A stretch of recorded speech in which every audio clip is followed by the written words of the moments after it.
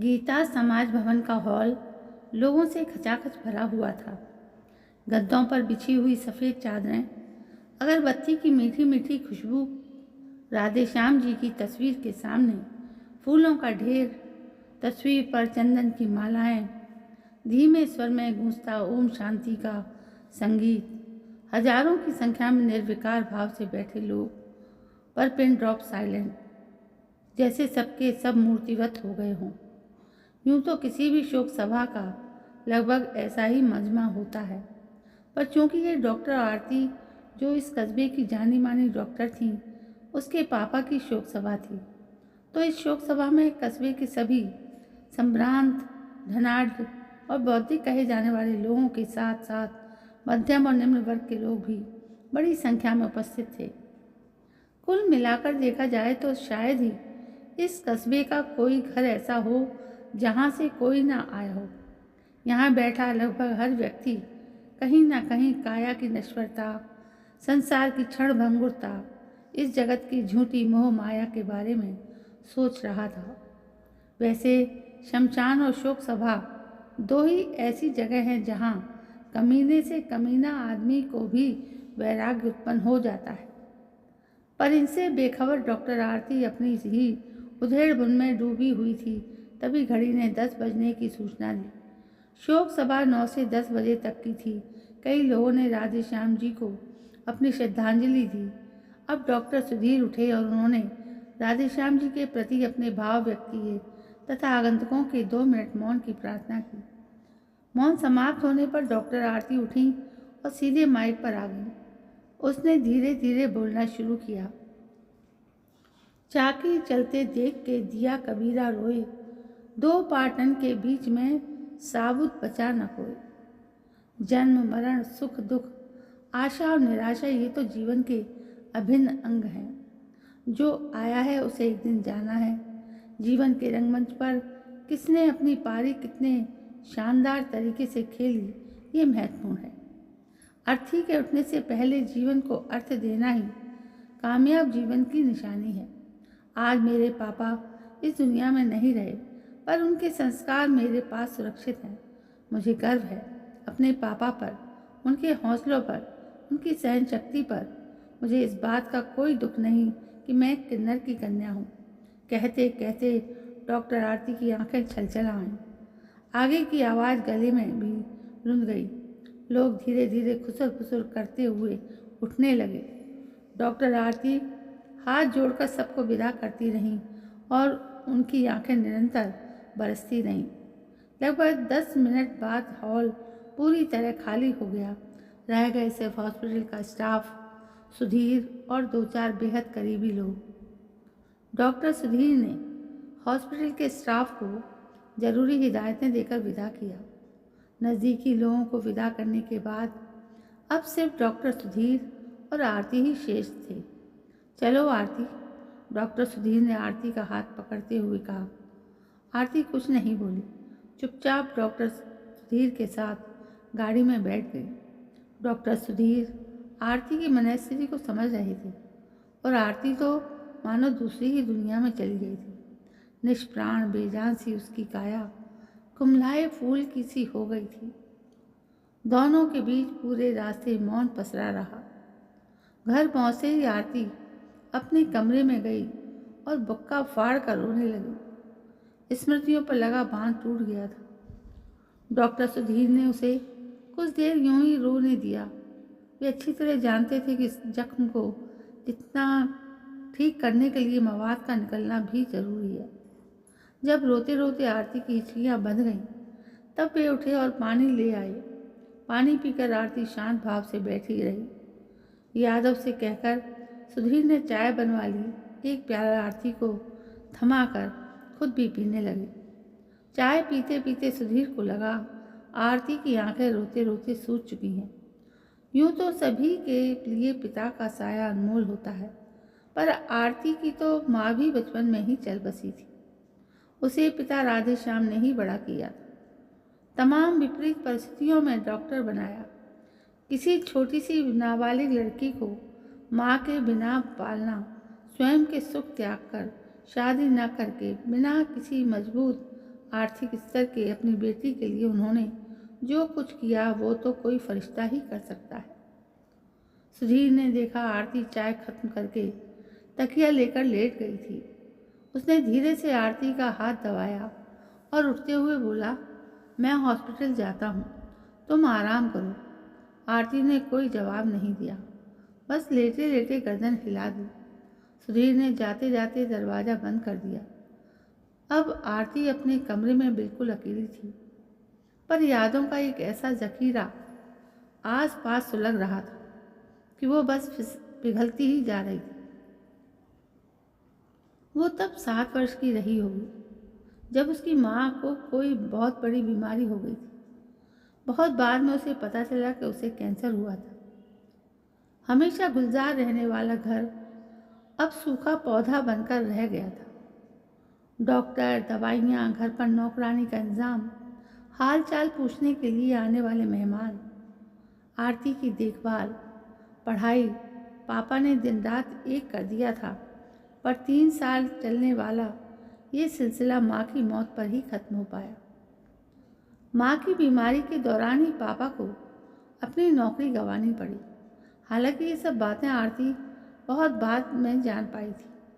पत्नी के जाने के पश्चात बच्ची की बहुत बड़ी जिम्मेदारी राधेश्याम पर आ पड़ी थी। हालांकि नानी ने कहा कि बच्ची को उसके पास भेज दिया जाए और राधेश्याम दूसरी शादी कर ले। अभी तो उसकी उम्र ही क्या हुई है, सिर्फ 40 साल, पर राधेश्याम को ये मंजूर नहीं था। बिन माँ की बच्ची का पिता अभी जिंदा है। अम्मा, आप फिक्र मत करो, मैं पाल लूँगा, कहते कहते वो रो पड़ता था। 10 साल की आरती नासमझ होते हुए भी इतना तो जानती ही थी कि उसके पापा उससे बहुत प्यार करते हैं। पत्नी की 13वीं के बाद नाते रिश्तेदारों ने अपनी राह पकड़ ली। अब रह गए थे तो माँ को याद करते रोती बिलखती आरती और अपने जज्बातों को छुपाकर मुस्कुराता राधेश्याम। आरती तब 4th कक्षा में पढ़ती थी। राधेश्याम ने दिन भर के लिए एक आया का इंतज़ाम किया। हालांकि आजकल उसका हाथ बहुत तंग था। नौकरी की जद्दोजहद में उसे दर दर की ठोकरें खानी पड़ रही थी। आज वो पढ़े लिखे नौजवान बेरोज़गार बैठे हैं। तब उस 10वीं फेल को कौन नौकरी देता। पहले की अच्छी खासी नौकरी पत्नी की बीमारी के समय घर पर ज़्यादा और नौकरी पर कम ध्यान देने के कारण चली गई थी। वहाँ भी कई बार मिन्नतें की पर कोई बात नहीं बनी। घर का खर्च, आया की तनख्वाह, आरती की पढ़ाई, इन्हीं चिंताओं की वजह से वो असमय बूढ़ा दिखने लगा था। बालों में सफ़ेदी झांकने लगी, चेहरा झुर्रियों से भर गया। डॉक्टर के अनुसार उसे शुगर भी हो गई थी। वो क्या करे, दफ्तरों के चक्कर काटते काटते वो थक गया था। कभी स्टेशन पर कुली का काम करता, कभी किसी सेठ के यहाँ बोरियों को ढोने का काम, कभी किसी रेस्टोरेंट में वेटर का काम करता, तब जाकर 2 वक्त की रोटी की जुगाड़ हो पाती थी। पर स्थायी इंतजाम कुछ भी नहीं हो पा रहा था।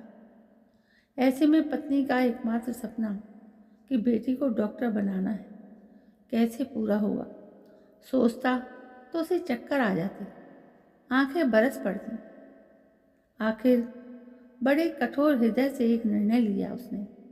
अपने सपनों का घर, जिसे पाई पाई जोड़कर बनाया था, बेच दिया और पैसे बैंक में जमा करवा दिए ताकि उसके ब्याज से आरती की पढ़ाई चलती रहे।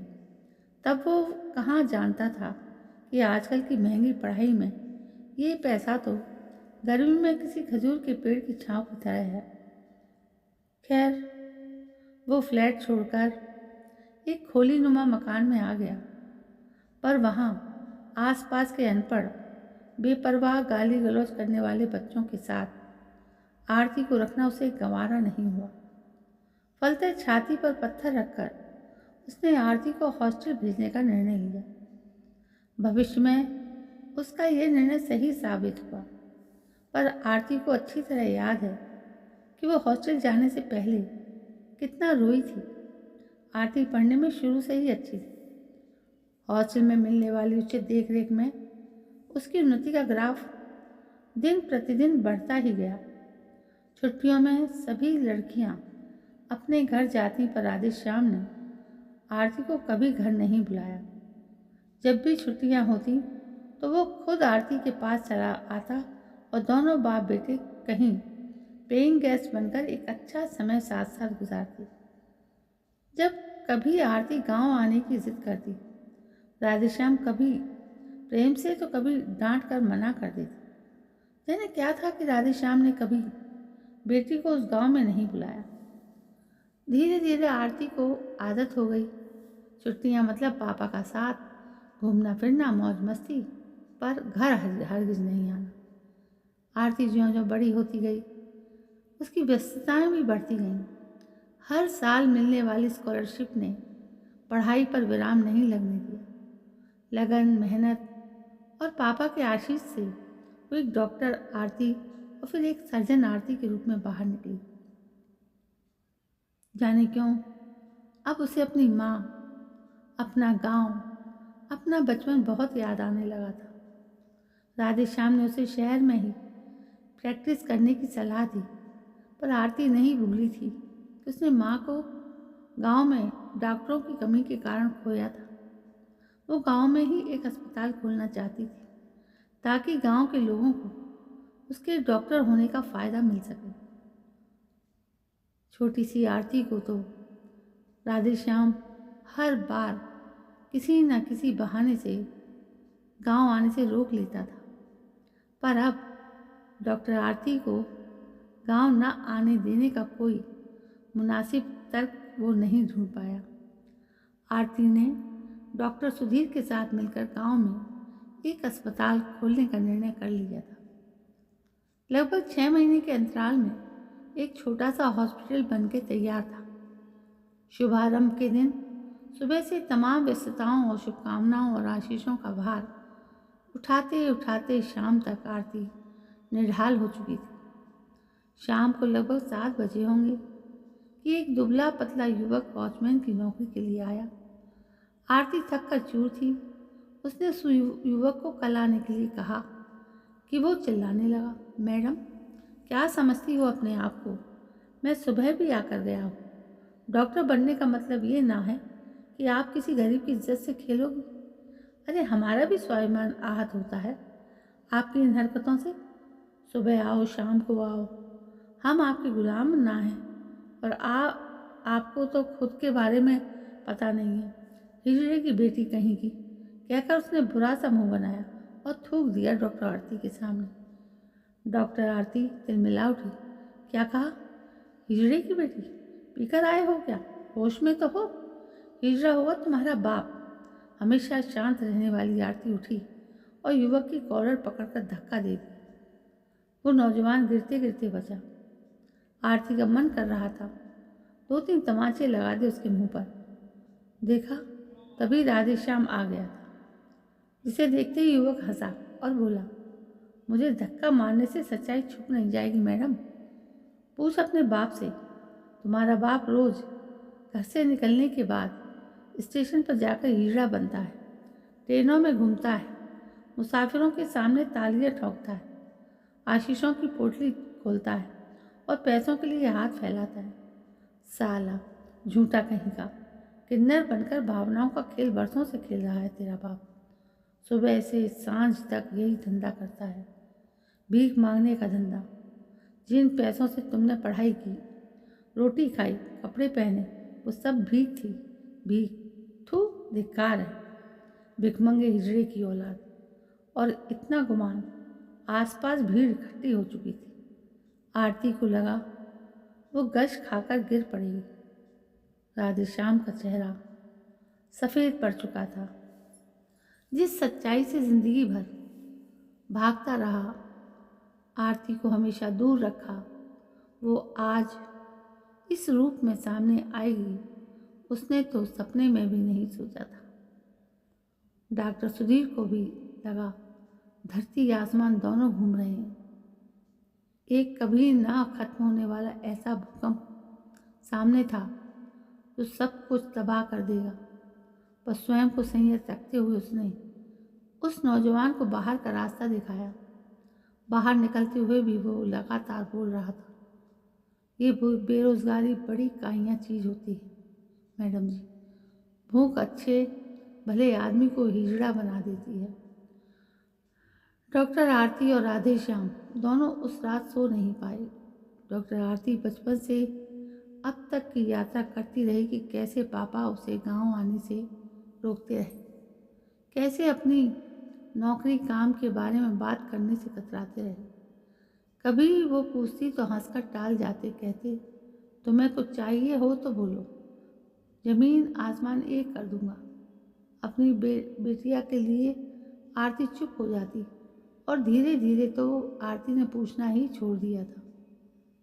क्या वो सचमुच भीख के पैसों से बड़ी हुई है? क्या वे सच में हिजड़ा हैं? फिर किसकी बेटी है वो? क्या वे पैसों के लिए नौटंकी करते रहेंगे? माँ की बीमारी के समय पापा की नौकरी छूट गई थी। क्या मजबूरी, पेट की आग, आरती की पढ़ाई, घर की तंगी ने उन्हें हिजड़ा बना दिया। प्रश्नों के भंवर में उलझती आरती उस रात बहुत रोई, अपनी किस्मत को कोसा। पर अब जब पापा के बारे में सोचा तो उससे उनका कोई कसूर नजर नहीं आया। जो कुछ होना था हो गया। अब पापा को हिजड़ा नहीं बनने देंगे, बल्कि ऐसा हुनर देंगे कि दुनिया नाच करेगी। इस संकल्प से आरती का मन शांत हो गया। सुबह होते होते वो थक बहुत कुछ तय कर चुकी थी।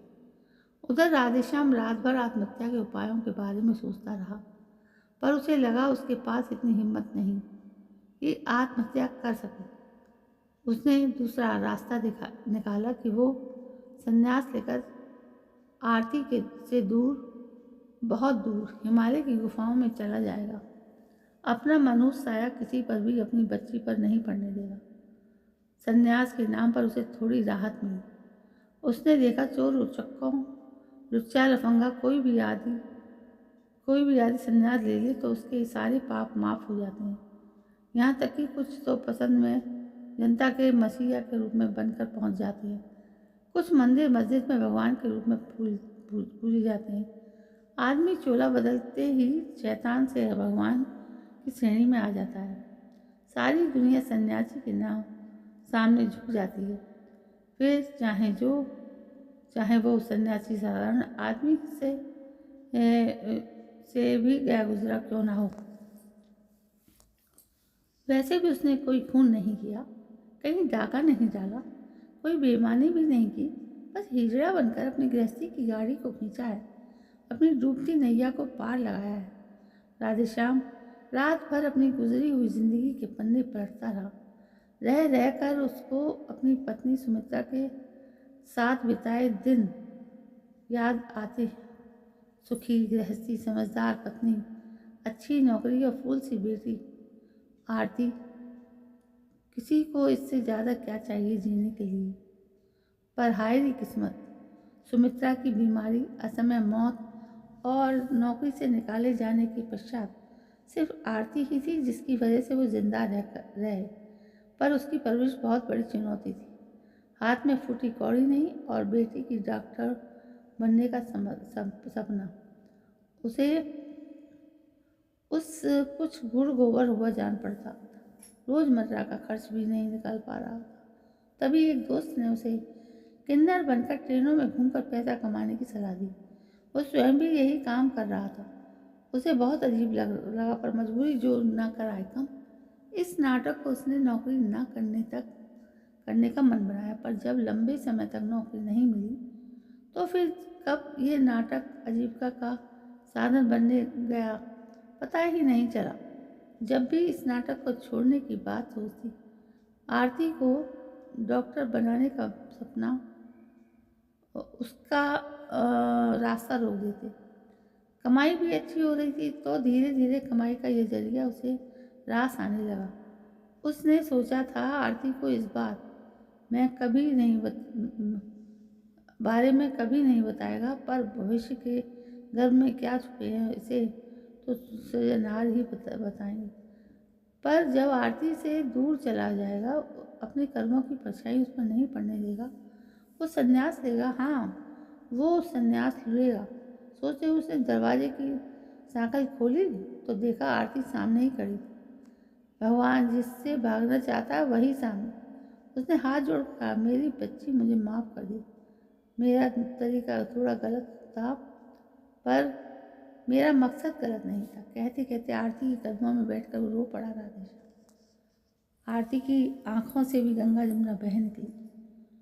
दोनों की पर्वत सी पीर आज पिघलकर समंदर बन रही थी। हिचकियों के बीच आरती ने कहा, पापा, आपको शर्मिंदा होने की कतई आवश्यकता नहीं। आपने जो भी किया ज़रूरत और मजबूरी के कारण किया, मेरे लिए किया, पर आप जो भी करेंगे वो एक मकसद के खातिर करेंगे। राधेश्याम ने आरती को प्रश्नवाचक निगाहों से देखा।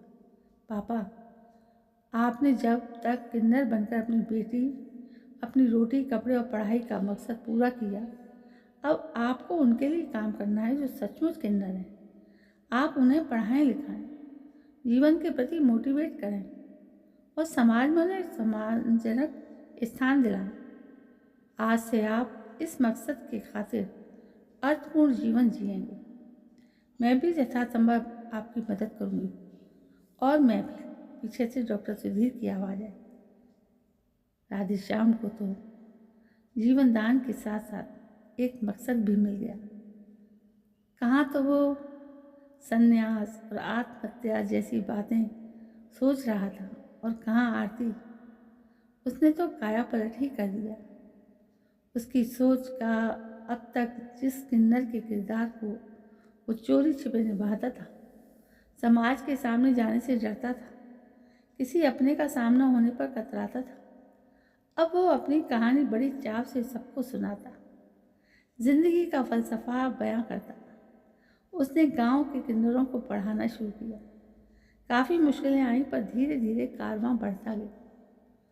जिनको पढ़ाई रास नहीं आई, उन्हें लजीज खाना बनाने की ट्रेनिंग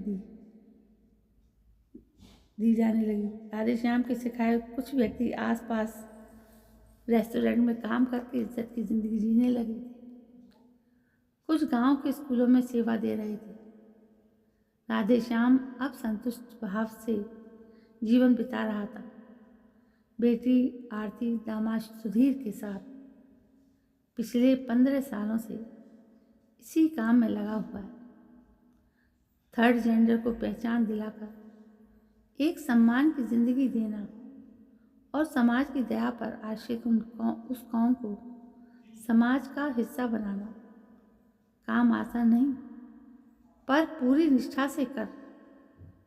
राधेश्याम बस 3 दिन पहले रात को सोया तो ऐसा सोया कि फिर उठा ही नहीं।